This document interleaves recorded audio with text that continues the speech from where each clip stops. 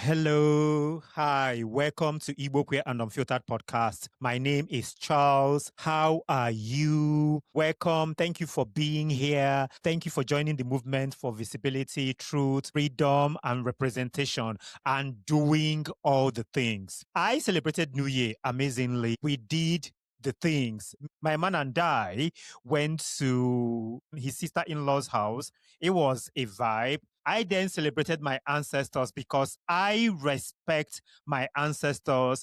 I know that they were here before me, that they care for me, they fight for me, they do all the things. And I do all of these things by, for instance, keeping their pictures, keeping everything that needs to be kept, like the pictures of my parents and things like this. I do everything that needs to be done because our ancestors are to be respected, and our ancestors are not demonic.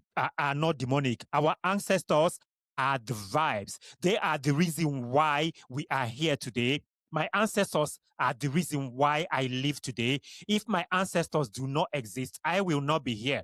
There is nothing whatsoever wrong with speaking to my indie chair, saying, come here, guide me, protect me, do all the things for me, because our ancestors were never, ever homophobic. The colonizers were. Homophobia was brought to us. So I will never, ever stop saying to my ancestors, come here, protect me, guide me. That is why I always say to some of these good for nothing people that if you freaking try me, my ancestors will club the crap out of you, because I come from a place where I am loved. My ancestors know that it is okay to be queer, and I'm not going to apologize to any good for nothing person who tells me that everything that has to do with African spirituality, my culture, is demonic.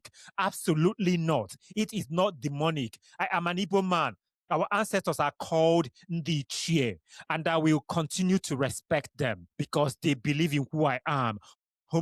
Homosexuality has always been in Africa. Queer people is always in Africa and will continue to be in Africa. We had our queer ancestors, because all of this needs to be said. Some of these people are just so wild. Before the British brought the Bible and their shame, African people lived with gender diversity, fluidity, and queer identities. I have said this so many freaking times, and it feels like a lot of these good for nothing homophobic religious psychosis suffering individuals don't understand this, that we lived with gender diversity, fluidity, and queer identities before the white man came to Africa and brought their homophobia. The lie is new. It is freaking new. All of these things, it is not in Africa, yada, yada, yada. It is new. It is all lies. Our queerness is ancient. It did not start today. I don't know why a lot of you act like you are lacking common sense. Actually, you are lacking common sense. You are. Because if you are not lacking common sense, you will understand that people who came before you, who are the reason why you are here, they have a culture. They believe in something before someone came into your land and forced something upon you that you refuse to let go. And you've carried it with your hands, with your legs, with your full chest, and you think it's your culture. Homophobia is imported. Queerness is indigenous. But the Bible said it's wrong. The Bible said it's wrong. What Bible? Is it not the same Bible that some of your pastors who cheat on their wives and their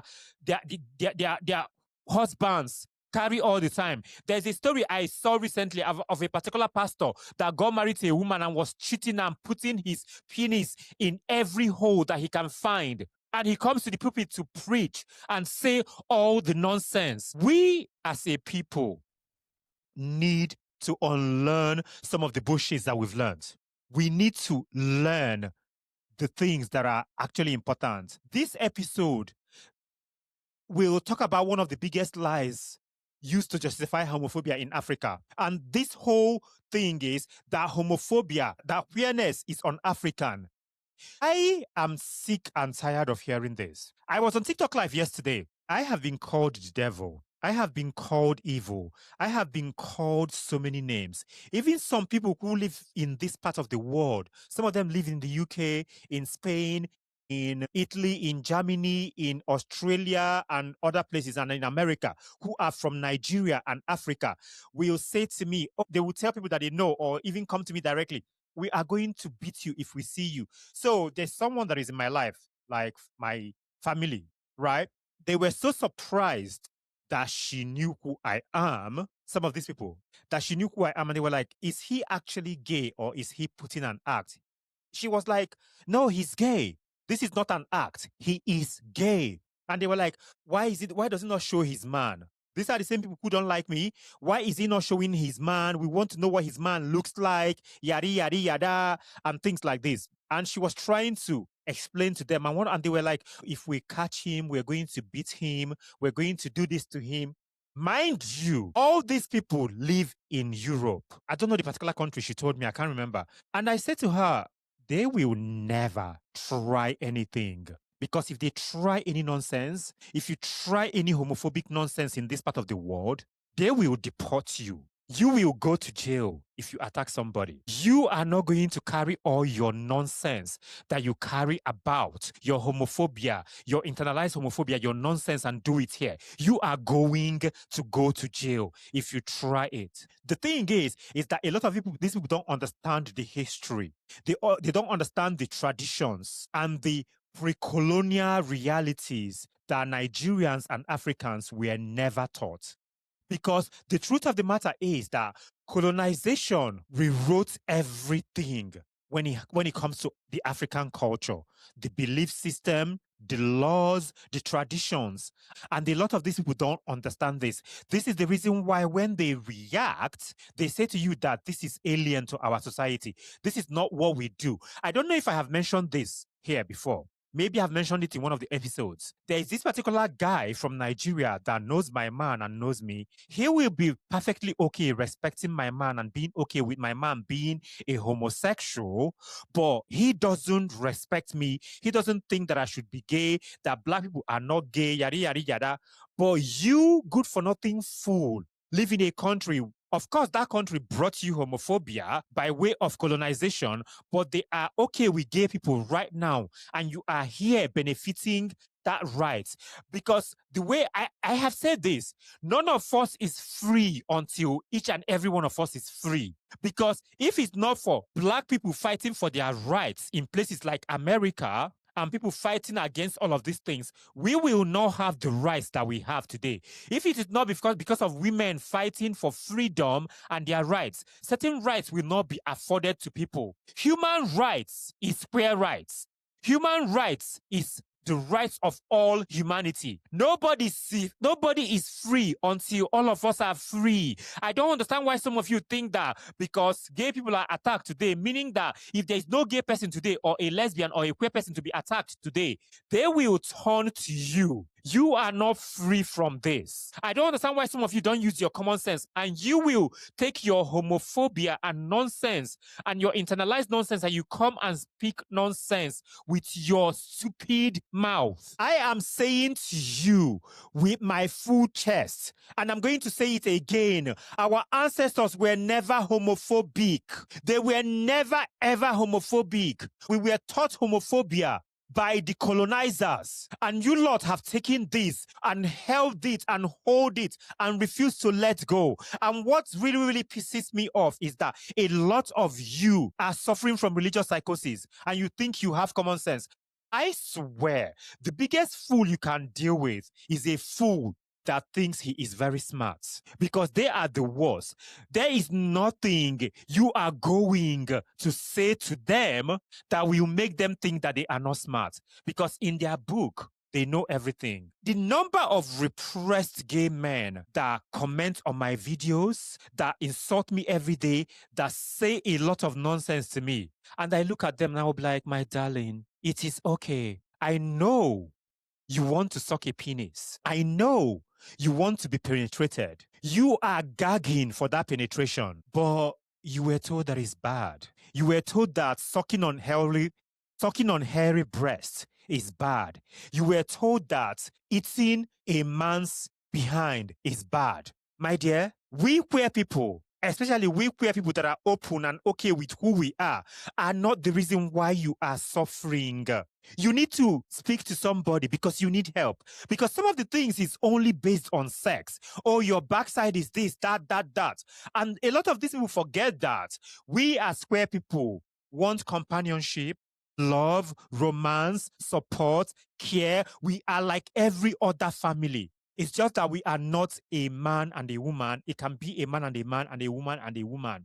Where relationships, you can't base it based on heteronormative relationships, if that makes any sense. But at the end of the day, it still has the same dynamics because you want to be able to live in harmony, happiness, and things like this. A lot of these people are wild. The only thing they reduce queer relationships to is sex, sex, sex, sex, sex, and sex. And that is absolutely disgusting because everything that has to do with queer people doesn't always have to do with sex. These people forget that some people that are gay, that are lesbians, and gender non-conforming are actually asexual. Some people are not even interested in having sex. They just want a family. We have family. I have a family of 2, my man and I. I don't want children. Let's assume I want children. I can add a child into that. Or if I want a dog, or dogs, or a cat, or cats. I will add that into the family dynamics. It's just that it's not something that I want. And this brings me to a lot of people who get really, really angry. Actually, I remember this. A lot of people get angry about children or people knowing about sexuality. There was a day, I think it was last week or last 2 weeks, we were talking on TikTok Live. And somebody wanted to say homosexuality, and there was a young person, like a teenager around. And they were like, oh, I'm not going to say it is bad. Why would I say this in front of children? And I said to them, no, actually you can. You're not talking about sex. You're talking about homosexuals. You said homosexuality, like heterosexuality, heterosexuals, homosexuals, gay. You can say that in front of a child. You are not talking about sex in details, like a man penetrates a man or a man sucks a man's penis or things like that. That's not what you are talking about. I don't see anything wrong with that. And it was a massive argument. And I stand by what I stand by. There is nothing wrong with you explaining to people, to children, about different family types and different sexual orientation. There is something wrong if you go ahead to tell a child about the nitty-gritty of sex, what they do in the bedroom and something like that. Then something is wrong with you. But just barely mentioning in school, for instance, if someone is doing social studies or something, and they talk about papa and mama, daddy and mommy, daddy and daddy, mommy and mommy, that's purely innocent to me. That is not sexual at all. A lot of adults use their biases when it comes to the way they deal with children. The thing is that a lot of these parents have their own agenda because children are actually innocent. If a child then is curious and they probe you and ask you a lot of questions, you can talk to them in a child-friendly way. There is so many ways to talk to children about things without making it seem graphic and horrible. It's just that a lot of you are not equipped enough to be parents. That is the problem. That is a major problem, actually. And there's been a lot of conversations about this in UK schools. One time when it was on one of the shows on TV, where people were like, I don't want my child to be taught about homosexuality. Nobody is teaching your children about gay sex. They are teaching them about family types. I did this in social studies in school. Of course, in Nigeria at the time, they weren't teaching us different kinds of families, like same-sex families. They taught us nuclear family, extended family. That's what they taught us. But now, I know in Nigeria, I don't think this will ever happen. But in somewhere like the UK, for instance, where men marry men, women marry women, there are different types of families. Your child is allowed to know that because it is called education. I know I went on a tangent here, but I just wanted to make this clear because you lots, some of you adults are just wild. You are dealing with your children with your internalized homophobia and your homophobia and transphobia as well. Pre-colonial Africa had languages for gender and sexual diversity. We did, and even up until today, there still was that qualifies this. It's just that a lot of you have really, really gone mad. They've gone mad. And in this situation, I am going to break it down to you as much as possible as I can. As an Igbo man, So let's go into the continent of Africa. I will start with my language, my people, and Nigeria. So there's a lot of examples across the continent of Africa. Nigeria, I'm an Igbo people. There's something called Ndemo and Wanya. Wanya Mo, which means spirit people, not bound to gender.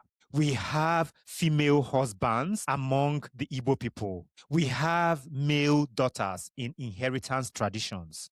The Igbo culture, spirituality, and things like this is based on fluidity, duality, and balance. This is why a lot of these things exist. Then you go to Ghana, the Asante people, or Ashanti. I hope I'm not pronouncing this incorrectly. If I did, I do apologize. There is the Ashanti courts. The Ashanti courts acknowledged men who took male partners. Uganda used to be called Buganda Kingdom. There is King Mwanga too. He was openly queer. This is something that is known. If you go on Google, you can check it. And then we have Kenya, Kiki, you, and Nandi people. Women marry women. The Gori in Senegal, gender non-conforming roles. And everything that I have explained happens across the continent of Africa, across the African culture in so many ways. It's just that I wanted to just mention a few that I can remember. Queerness wasn't criminal. It was understood, included, and normalized. Colonization and colonialism introduced the laws. And what really, really annoys me is that a lot of our people tend to be in denial when it comes to this. That is why they say to you, it's your choice. You've decided to be gay. You've decided to be a lesbian. This is not what we do. Go and have several seats, my darlings, because you need help. Africa did not write anti-gay laws. Europeans wrote them for us. A lot of the anti-gay laws that you see in Africa today are all received English laws and received European laws. These were things we inherited. Look at the wedding traditions and things like this, going to a church to get married. Our marriages were traditional marriages and things like this. Everything, even that white wig you wear to courts and things like this, they are all received English laws. You know what really, really is disgusting to me? Is the way a lot of our African people behave towards queer people, especially if you are someone that is extremely effeminate or they can tell that you are queer. It is wild to me. And the hypocrisy in which they do these things is absolutely disgusting because they will speak to you crazy in the public, insult you, call you a goat, call you that you're going to go to hell, that your backside is leaking, that you are useless, that you are a wasted 9 months. Then they will end up coming to you to come and sleep with you. I have given so many examples of this in so many ways of people who are literally mean and horrible towards gay men in public and then come in private to sleep with them. The Bible, religion, has really, really done a number on our people. And a lot of you need to begin to do and do something about this. It has to be said. I began to realize how colonial religion was able to rewrite the African memory. How churches was able to demonize anything that is not heteronormative, meaning anything that is not between a man and a woman. How they were able to call our queer ancestors demons. How our religion and our traditions is now seen as demonic. It has erased gender diverse stories from our conversations and our history. We don't even talk about it anymore. It has rewritten so many things in ways in which are unimaginable. It has been used by way of Christianity to enforce fear, the wrath of God. There is a lot of people who are so scared to say anything about God, who are so scared not to go to churches or read the Bible. I was speaking to someone actually yesterday. Yesterday, we went to drop her off yesterday, and something came about religion and church. And she said that there's nothing that will make her not to be in a relationship with God. And the way it was said is because of the fear she has that without God, she won't be able to live. So this is why wherever something happens, even when people do things themselves and they've succeeded and they worked hard, they will be like, oh, God did it for me. why did God not do it for the other people? Because I sure know that if I have children, I will make sure that each and every one of my child does not struggle financially, emotionally, and otherwise. So why will God favor you instead of somebody else? Why will God not favor everybody? People have been made to be scared to speak against God. This is why you will see some people who will say things like, I want a man or a woman that has the fear of God. I was talking to this young individual as well. She is like, oh, I'm not going to date a man who doesn't have fear of God, who doesn't want to pray together with me and everything. And she has dated men who promise her these things and claim that they are men of God, and they go ahead and cheat behind her backs with so many women. Actually, a lot of people who are not religious are the ones who are extremely good people because they are realistic, they think, they speak and say it like they mean it, and they are honest with it. Just because of someone said that they don't believe in God or they are not religious doesn't mean that person is not a good person. And this is something that colonization and the Bible have succeeded in doing. That our people, when you say you don't believe in the God of Abraham, they see you as someone that is a sinner, that is evil, that will go to hell, that how do you survive? What do you believe in? How do you wake up? Do you not think that God is the reason why you sleep and wake up every morning? And the one that really freaking annoys me as well is when people reference to God as He. Because in my book, I do believe that if God is going to be a human, absolutely God should be a woman because God gives life. Women give birth to men and to everybody. So where do you get your life from? They didn't just colonize our land. They colonize everything imaginable. They colonize our imagination, our thinking, our reasoning, everything. That is why a lot of our people don't know their left from their right when they speak to you about religion. They speak from their behind. The evidence of this nonsense is everywhere. Everywhere. You look left, you look right, you look in the middle, you look straight ahead. It is everywhere. The reason why a lot of us African people keep saying that where people never existed is because schools don't teach it. Churches forbid queer people. They forbid talking about it. Elders silence it. Governments deny it. But the receipts are there. It is everywhere. The evidence is everywhere. Anthropological studies, conversation by way of you speaking to your elders and people who knew about these things. I never read about the women husbands and my Indichie and all of these things. I heard it from my parents and the elder people in my family. It was oral history. I was told. It was spoken to me. I saw traditions by the celebration we did in my village and things like this. I saw by way of traveling to my village. It is there. There's a masquerade in the Igbo land called Adamma.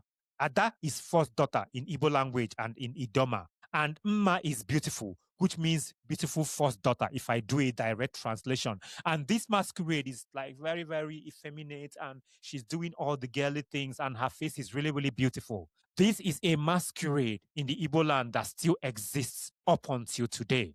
This is to tell you that your ancestors, our African ancestors, are okay with queerness. Court records has information about this. Cultural traditions, as I was mentioning, a lot of these things are there for you to see. But what do our people do?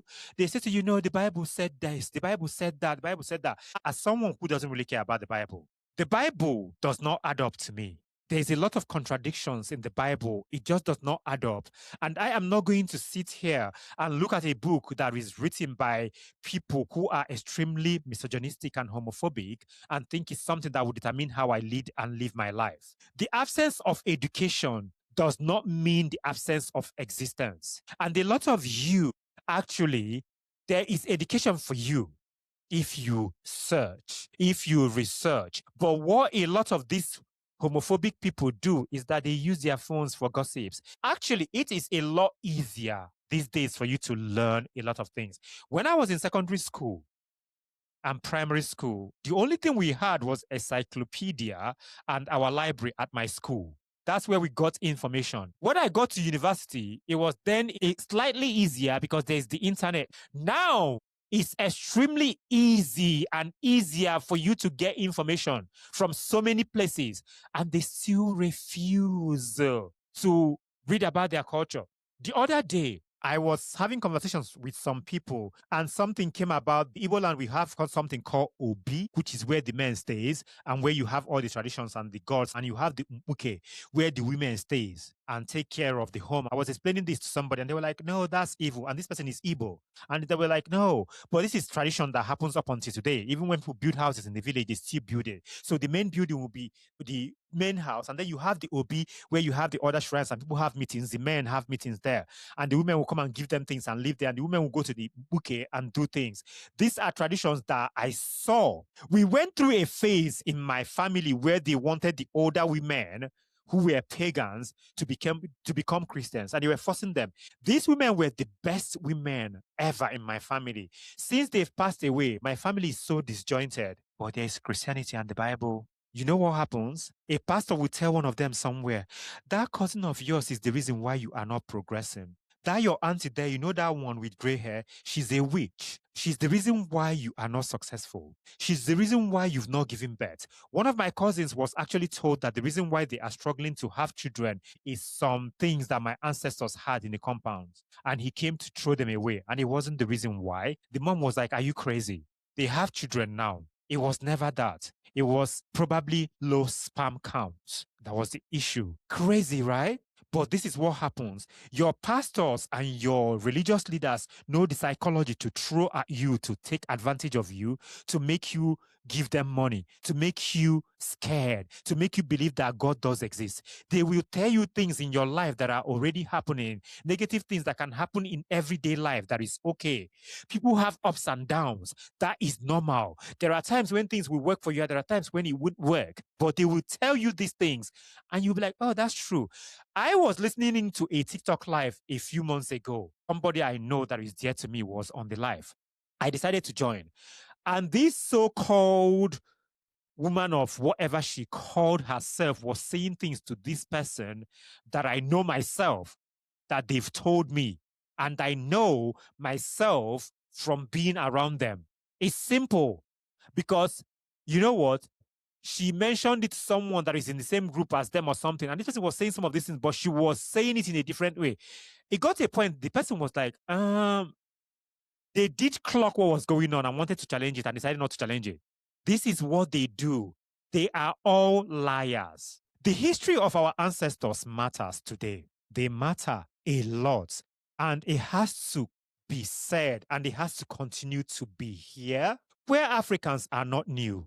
We have always been here. We are not new, and we will be here tomorrow, the day after tomorrow, in thousands of years to come. We belong here. We are part of the lineage. We are part of the culture. That is why I continue to say my queer ancestors rock with me. My good ancestors rock with me. My Indiche, they are here. In this room, as I'm recording, they are all here, clapping for me, cheering me on, supporting me, guiding and protecting me, because I come from them. Do you understand this? Let me break something down to you. When queer Africans show up today, in this present age, we are not introducing anything new.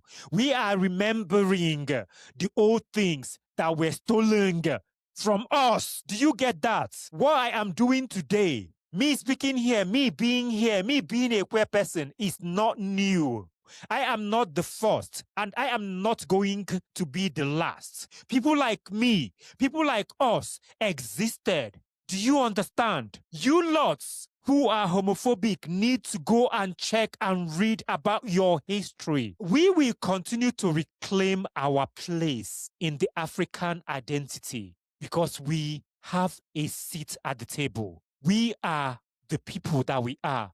If you are a queer person, you have a seat at the table. Reclaim your identity and hold it and say it with your full chest, even if you don't say it publicly. Say it to yourself. Your queerness is not foreign. You are not a Western invention. You are of Africa. You are of the motherland. You are the vibes. You are the ancestors in the making.